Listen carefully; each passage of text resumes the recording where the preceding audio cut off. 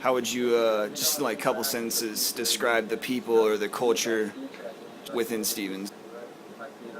Very mellow, very respectful. Not a lot of attitude. Some of the best riders that you'll see are totally approachable. They'll hang out with you in the bar. There's just not a lot of attitude when it comes to the riding around here, and generally the people who have a lot of attitude aren't really well respected around. So it's not. If you start talking about how good of a rider you are, that immediately like counts you out as a good rider. Yeah. Essentially, you just don't talk about it. You let your riding do the stuff for you. I don't really know any other mountains. How would you describe the culture of Stevens? How are the people like? The atmosphere? Pretty rad. Stevens is a good place to work, and mostly because of the people. Yeah. Why Stevens over other mountains? Baker, Crystal, or lifties? It's like, yeah, I come here for the lifties. The best lifties. For sure. I've heard that people have the same drive just so follow me or here, and they come here because, just the atmosphere. Not just us, but like, just people they see on the mountain, like, you guys are validation. I think we're a good, friendly mountain. Yeah. Good, great terrain. And pretty user friendly. Yeah. Do you get the sense of there being a community aspect here? Yeah, for sure. Living in the Skykomish valleys and Wenatchee valleys kind of all together. It's a little bit divided just because some people live down the west and some people live down the east, but there's definitely the community of people that come to Stevens. Sure. Alright, you've been working here for a while, or? This is my first season. I've worked at 7 other mountains, but first year at Stevens. Okay. Why the switch? I moved, and then I had an accident, had to have 2 knee replacements. Gotcha. And decided to go back to the mountains for a little while. Okay. How, your time here, how would you describe the culture of Stevens? It's fun. Everyone's having a good time, and it's nice to come to work where people are happy to be where they're at for the most part. Yeah. Favorite part of the mountain to ski? Probably Cowboy Ridge area. Okay. Yeah. Are you you're a skier, I take it? I'm a snowboarder. Snowboarder. Yeah. How has snowboarding shaped part of your identity? I'm 35 years old now, and I've done it since I was 10 years old. And, I mean, it's given me my love for the mountains and the outdoors and wanting to explore, and I don't think I'd be anywhere near the person I am without it. I'm a ski patroller. Okay, cool. This is my 6th year ski patrolling. First year in the park. Nice. So I definitely am trained in that. Yeah. What prompted you guys to get into ski patrolling? Way to get paid to ski. Yeah, definitely. Good cross training for mountain guiding.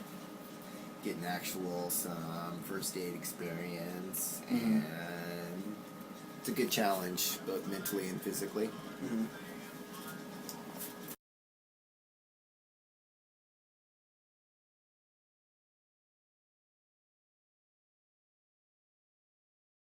When I first started, we would ask people pretty often, why are you going out this way? Do you know where you're going? Do you know where you're carried? But the fact of the matter is we can't stop anybody from going out of bounds. So even if they probably shouldn't be going back there, It's all just self-policing. exactly. I mean, as far as how many people actually read those signs, I'd say probably not very many. I don't know, a quarter. Yeah. I would say most people have read them at one point in time or the other, so they kind of have an idea of what it says. You're leaving the ski area bathroom.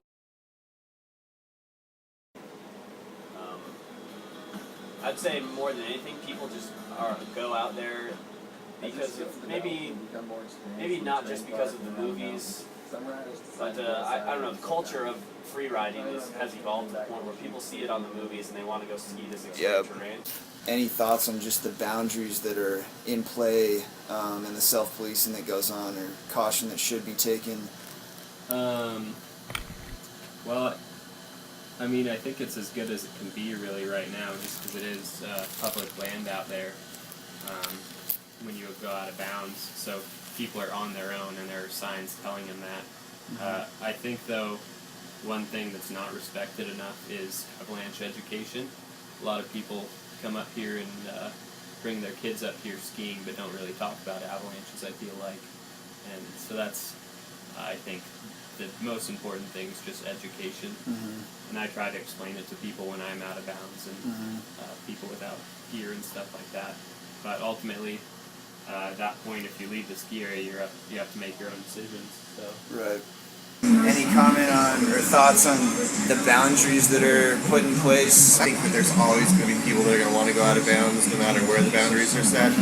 But I think for the most part, the patrol at Stevens is pretty good about letting people know that everything's signed real good. It's just the choices that people make, whether to do it without knowing what they're doing or not.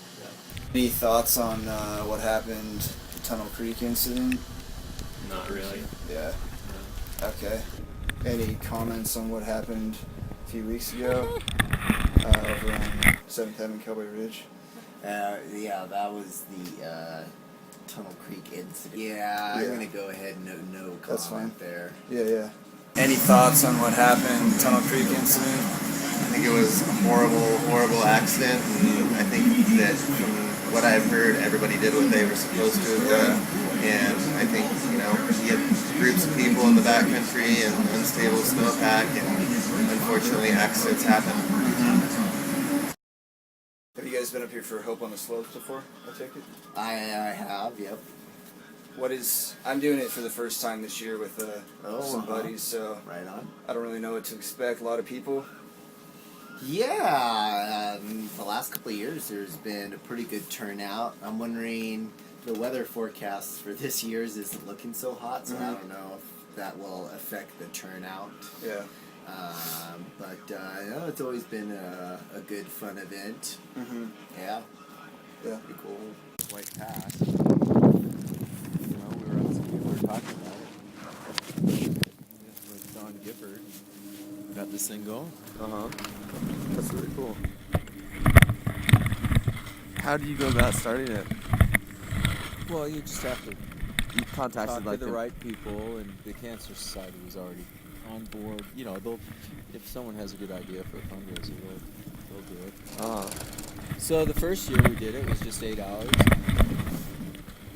It was in March, late March, and it was on a rainy day, and we raised $5,000. This year we had 24 hours, and we had like 75 people. Raised $35,000 and got all the ski clubs involved. Then the next year it grew a little bit up to 200 people and raised $90,000. And then the next year 115, and then the other two guys who are one of the bigger teams, they chaired it for the previous 2 years, and this year it's just kind of on its own. It's going to happen every year.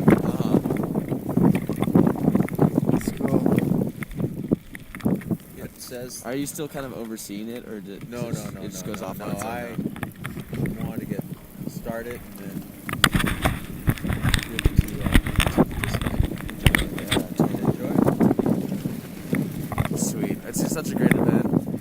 It's my second year being this. Stevens is my home mountain. Every year. 4 years ago we got 36 inches of snow. Fuck that, that's so awesome. That was awesome. Any thoughts on just Hope on the Slopes, how it's been so far?